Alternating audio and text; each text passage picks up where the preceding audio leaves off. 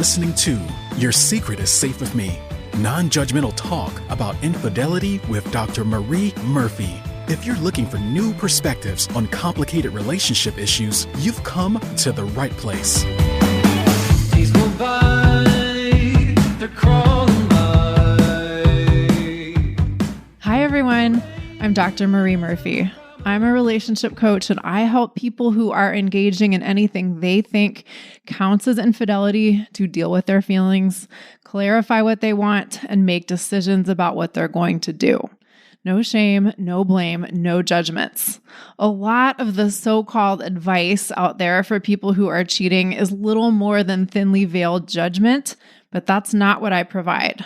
I believe you are entitled to guidance and support that respects the fullness of your humanity and the complexity of your situation, no matter what you're doing. If you're ready to resolve your infidelity situation in a way that's truly right for you, I can help you do it. If all of the last minute bits and pieces come together, my 2 new offerings are going to be available to you either as you are listening to this podcast episode, God willing, or shortly after this episode is released. I am going to be opening the doors to my new group coaching program, You're Not the Only One, which includes group coaching calls in which your identity will be protected, as well as a whole library of my teachings available through an online portal, which you can access anytime, anywhere. I'll also be offering a self-guided do-it-yourself version of You're Not the Only One, which includes all of the teachings through an online portal, but does not include access to the group coaching calls. I'm going to tell you more about these programs a little later in this episode, and you can find details on my website, mariemurphyphd.com. I am still offering one-on-one coaching, and if you're interested in that, the first step is to book an introductory coaching session with me through my website, mariemurphyphd.com. I hold my one-on-one sessions via Zoom, which means we can work together no matter where you're located. Now, if you listen to this episode and you go to my website and you don't see that You're Not the Only One is live and ready for you to purchase, the fault is all mine. My small but mighty team has been doing a fantastic job of putting all of the pieces together, and I will be the only one holding up the release of these new offerings if we don't make them available on January 10th as planned. I think that's the date that I've been announcing. I'm pretty sure it is. If You're Not the Only One is not live on the website on January 10th, the group program and the do-it-yourself option will be available within a few more days at the very most. Thank you in advance for your understanding and patience if we end up missing our target go-live date by a day or two, but who knows, maybe we'll hit the deadline. See you on January 10th. Okay. In last week's episode, I talked about the importance of believing in your capacity for change if you want to make changes in your infidelity situation. If you want to make changes in your infidelity situation, you have to believe that change is possible. You have to believe that you are capable of changing yourself, and you have to believe that you are capable of changing your life. This may seem like a really simple point, and it is, but it's such an important point. Believing that change is possible is a prerequisite for changing. But so many of us believe that change really isn't possible when it comes to our infidelity situation. Now, there's a spectrum of disbelief, of course, or belief and disbelief. Some folks are convinced that change is not possible within their infidelity situation. Others think that change might be possible for other people in their infidelity situations, but not for them within theirs. And some people kind of sort of think that change might be possible for them, but that's very different from believing that change is indeed possible and believing that you have the capacity to change. So it's really important to become aware of your beliefs about your capacity for change. And if you want to make changes, it's really important to bolster your belief in your capacity for change. But it's not just about believing in your capacity for change. Resolving your infidelity situation in a way that you like does require that, but it doesn't require only that. You also need other tools to get the job done. Dealing with your infidelity situation in a way that you feel good about is probably going to require you to do at least a few things you've never done before, and quite possibly more than a few things you've never done before. For instance, in order to get from the point of being in the midst of an infidelity situation that you don't know what the hell to do about, to the point of having dealt with your infidelity situation in a way that you feel great about, you may have to do any or all of the following. You may have to learn how to relate to your emotions, including your most intensely uncomfortable emotions, in a way that you never have before. I've said this before on the podcast, but this is something that bears repeating 1,000,000 times. Most of us never learned how to relate to our emotions in any conscious, intentional way, which is really unfortunate for many reasons, including these. Number one, our emotions drive our actions. Our feeling state gives us the capacity to act or react in particular ways. This is not a bad thing, but if we don't have a working relationship with our emotions, they may prompt us to act in ways that create outcomes that we don't really like. If we want to create lives that we love, we have to develop a good working relationship with our emotions. Number two, we are feeling feelings all the time. Sometimes the feelings we experience don't feel particularly dramatic, but emotion is an ever-present component of our experience of being alive. Number three, some of the feelings we experience as humans are uncomfortable, unfucking comfortable, totally fucking excruciating. And if we don't know how to consciously relate to discomfort, we often try to avoid it or deny it or ignore it, and that just doesn't work out too well. Infidelity situations have the potential to occasion a lot of discomfort for all kinds of different reasons. And if we don't know how to handle that discomfort, we're going to have a pretty hard time resolving our situation in a manner that we find even remotely satisfying. Also, infidelity situations tend to include some pretty intensely pleasurable emotions. And while this is great, a lot of us have a pretty strange relationship to our pleasurable emotions too.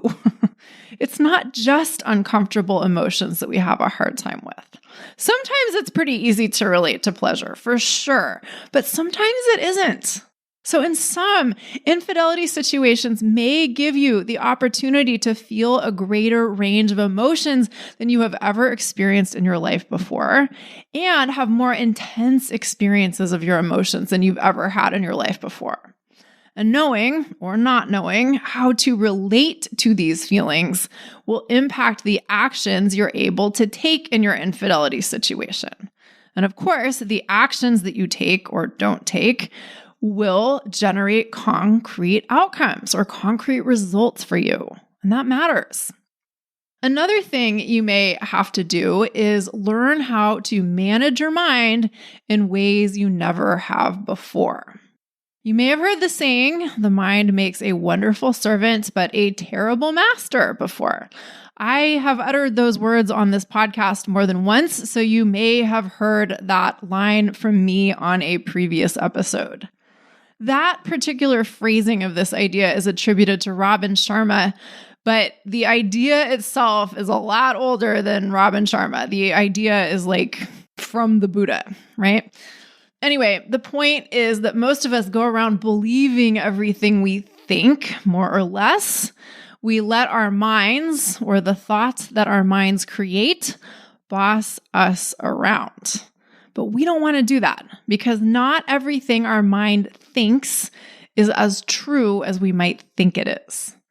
And even when our thoughts might have some basis in truth, they aren't necessarily all that helpful. More than one thing can be true at once, after all, and we want to make sure we're using our minds to think things on purpose that help us deal with our infidelity situations in ways that we like. Another thing you may have to do is make decisions about your relationships if you want to resolve your infidelity situation. Making decisions is something a lot of people struggle with in a lot of areas of their lives. So, for better or worse, even though it may seem like it's especially hard to make decisions that are related to your infidelity situation, decisions are something that people struggle a lot with in general. And why wouldn't we? Most of us have never gotten any sort of education on how to make important decisions in our lives. I sure didn't. But the good news is we can learn how to make decisions, even decisions about our relationships, even decisions about our infidelity situations that may seem really hard to make. One of the things you will almost certainly have to do in order to make decisions related to your infidelity situation is allow yourself to get clear on what you really want in your love life. You may not have done that in a while. You may not have taken your own desires seriously in a long time. You may not have given yourself permission to get really clear on what you want in general in a long time, or maybe even ever. And your infidelity situation may pretty much force you to get clear on what you want. Now, that's not quite the right language. Force is a pretty strong word. But even if it's not quite right, it's close to what I'm getting at here. Sometimes life gives us these situations that effectively carry the message that it's time for us to cut the shit. Sometimes life prompts or forces or strongly encourages us to acknowledge our own desires and take them seriously, right? Infidelity situations are often like this. And many of us are not in the habit of acknowledging our own desires or taking them seriously. And so doing this in any meaningful, sustained way can be a pretty big deal. We may need guidance in order to do this effectively, right? Another thing you may have to do in order to resolve your infidelity situation in a way that you like is give yourself permission to extricate yourself from commitments you made in earnest and had every intention of keeping forever. This can be a really big deal, people. Deciding to end a commitment, and in this case, we're talking about a commitment to a relationship, or even considering ending a major commitment that we've made, can totally disrupt our sense of who we are. It's not just about the relationship ending. It's about ending a sense of who we are. It's about ending our identity in one of its forms. And that's not a bad thing, but it can certainly be a discombobulating thing or a disruptive thing. It's important to take seriously the possibility that ending a commitment can be a real identity disruptor. And it's important to develop the capacity to navigate this identity disruption skillfully.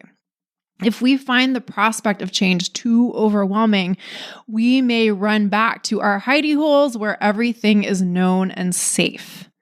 And that may help us avoid some disruption and discomfort in the short term, but it may not get us what we ultimately want. In the process of resolving your infidelity situation in a way that you feel great about, you may also have to end a relationship with someone you care about. You may have to end more than one relationship with someone or someones you care about. I guess I don't know how to phrase that correctly. Oh well. The point is that dealing with an infidelity situation may include bringing a relationship or more than one relationship to a conclusion or to a point of significant transition. And as I've talked about in all of my episodes about breakups, most of us are not terribly experienced in executing breakups, and most of us have gotten little to no guidance on how to compassionately and effectively break up with someone. Some of us have never executed a breakup before. So doing this, breaking up with someone within the context of your infidelity situation may seem like a huge challenge. And it's fair to consider breaking up with someone a challenging thing to do. But with the right approach and the right tools, it's a manageable challenge. If you want to resolve your infidelity situation, you will almost certainly have to learn how to relate to other people's emotions in a new way. Many of us are terrified of hurting other people. And it is quite likely that within the context of your infidelity situation, you will be the occasion of other people's discomfort or displeasure. Many of us, when we think we have displeased someone we care about, slither into people-pleasing mode. We attempt to do things that we think will make other people happy, or at least not unhappy. And we think that if we can do that, we'll be okay. We've got to unlearn that tendency and develop different ways of relating to other people's discomfort, especially when we're the occasion of it. And we can totally learn how to do these things.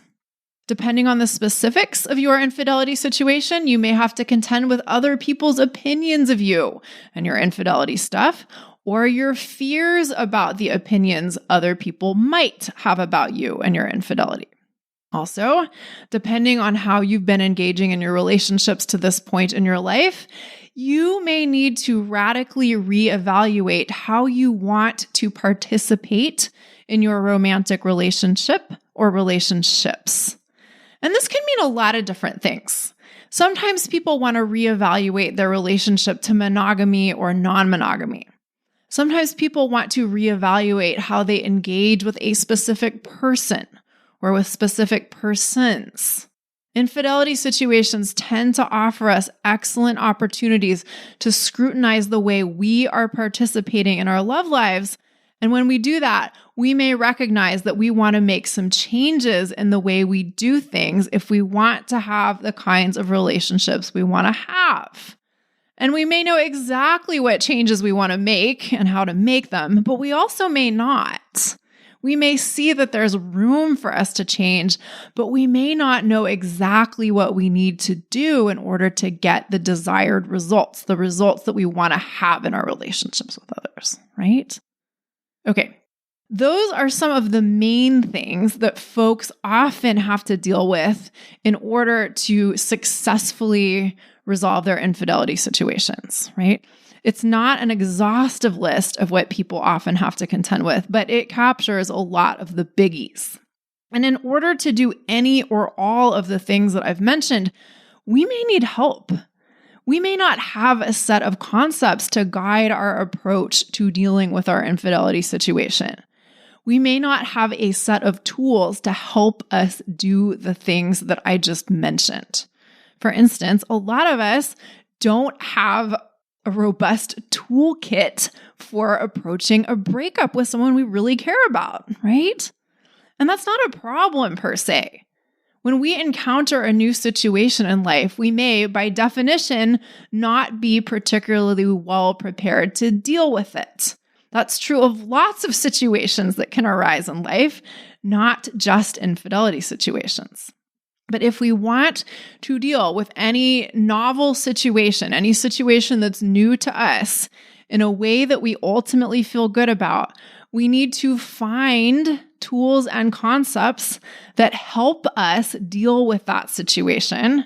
And we need to actually make use of those tools and concepts. That's a general operating principle of mine, by the way. I firmly believe that as we go through life, we are quite likely to find ourselves in situations we never imagined we would encounter, and that we have very little idea, if any, of how to handle. And I firmly believe that that is not a problem. And as you may have guessed, I quite firmly believe that the sooner we find a way to address our challenges, to address the novel situations we find ourselves in, the better our overall quality of life. Letting our problems fester or letting our challenges linger on without doing anything meaningful to address them is a major drain on our vital energy. And perhaps obviously, I'm a big proponent of stepping up to the plate and dealing with your infidelity situation in a conscious, intentional way rather than just waiting to see what happens and hoping that you happen to like what you get from waiting and seeing what happens. The reason why people do that, of course, is because they just don't have tools and concepts to help them deal with their situation, right? I'm very much in favor of you seeking out help to deal with your infidelity situation if you need help, and you may well need help, right? Your infidelity situation is probably presenting you with a bunch of novel challenges that you don't have an existing set of tools to deal with. Now, obviously, I am one such source of help for dealing with infidelity situations. And I'm about to tell you more about my new offerings that deliver my concepts and tools to you in a way that you can access them anytime, anywhere. But before I do that, let me tell you this. If you don't want to use my approaches to dealing with your infidelity situation, that's fine with me. I think my teachings are pretty great. I think the concepts and tools I offer are pretty darn great. But if you have encountered other approaches that you think are better, I am truly happy for you. If that's the case, what I encourage you to do is turn this podcast off right now and put that other approach that you found into use. Why are you listening to me if you found something better? I am very much of the opinion that if you want to resolve your infidelity situation in a reasonably efficient manner and in a way that you find satisfying, you've got to take the whole thing seriously. You've got to treat your infidelity situation as a life project. I've got a podcast episode called Treating Your Infidelity Situation as a Life Project, and you might want to listen to it if you haven't already. Find yourself a systematic way to approach your infidelity situation and make good use of that approach. If you don't like what I have to say, that's fine. Find someone who has things to say that resonate with you and make use of those teachings. The key words in that last sentence were make use of. Nothing works if you don't actively use it. Now, if you've been listening to my podcast and you like what I have to say and you want to go beyond what I can teach you on the podcast, but you haven't wanted to work with me one-on-one, I have two new awesome options for you.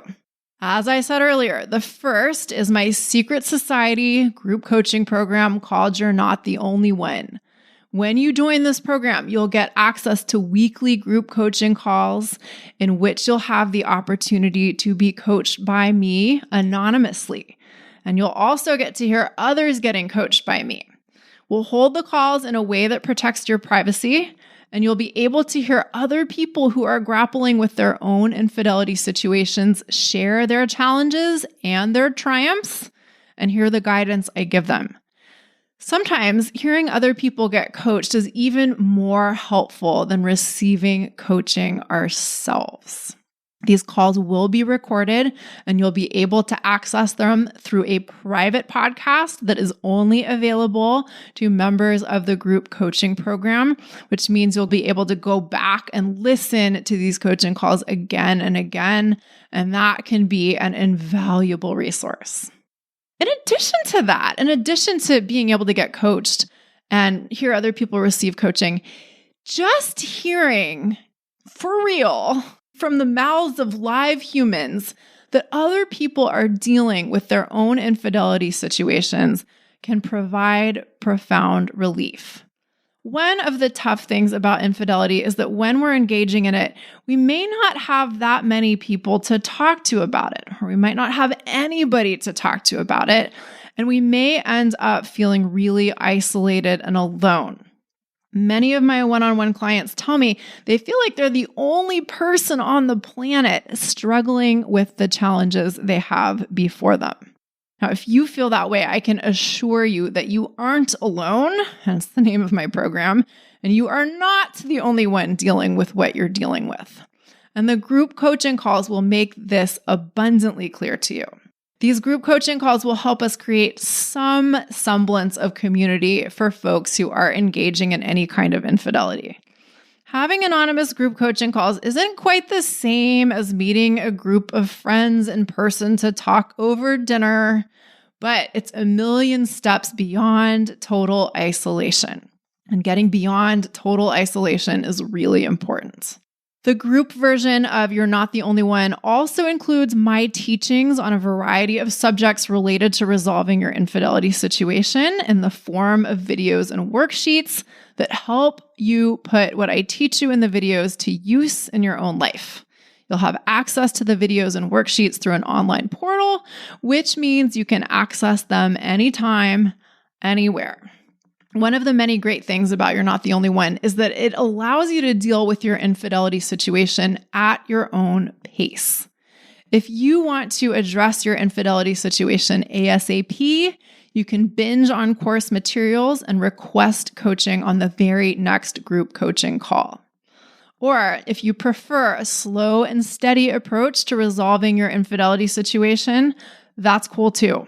Once you join the program, you're in for life. You pay $14.99 one time, that's $1,499 US, and you get access forever, meaning for as long as the program exists, which will be for a very long time, barring the usual unforeseeable catastrophes. The pricing may change in the future, but when you pay your one-time fee, you get lifetime access to the program without ever having to pay again, even if the price for newcomers does go up in the future. I will also be offering a self-guided version of You're Not the Only One. In it, you'll get all of the teachings and assignments that the group program contains, but you don't get access to the group coaching calls. The self-guided version is a great option for you if you've been listening to my podcast and you know you need a bit more help sorting out your infidelity situation, but you think a few nudges in the right direction are all you need to get from where you are to where you want to be.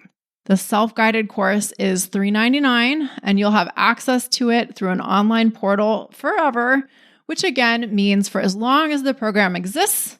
And again, barring any unforeseen disasters, unforeseeable disasters, that will be for a long, long time. Am I still offering one-on-one coaching? Yes, I am.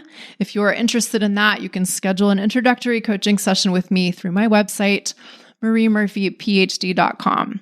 And my website is the source of information about all the things, so head on over there for more information and to sign up for either the group program version or the self-guided version of You're Not the Only One. mariemurphyphd.com. All right, everybody, that's it for today. Thank you all so much for listening. Have a great week. Bye for now. Thanks for listening to Your Secret is Safe with Me with Dr. Marie Murphy. Make sure to click subscribe to get updates on our latest episodes.